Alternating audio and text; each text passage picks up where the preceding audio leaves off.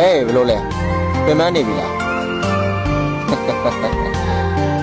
ငါလည်းမင်းလိုပါပဲဟိုလောစိတ်ညစ်မှုတွေအစမပြေမှုတွေဝန်းကျက်မှုတွေနဲ့စုံလို့ပါပဲ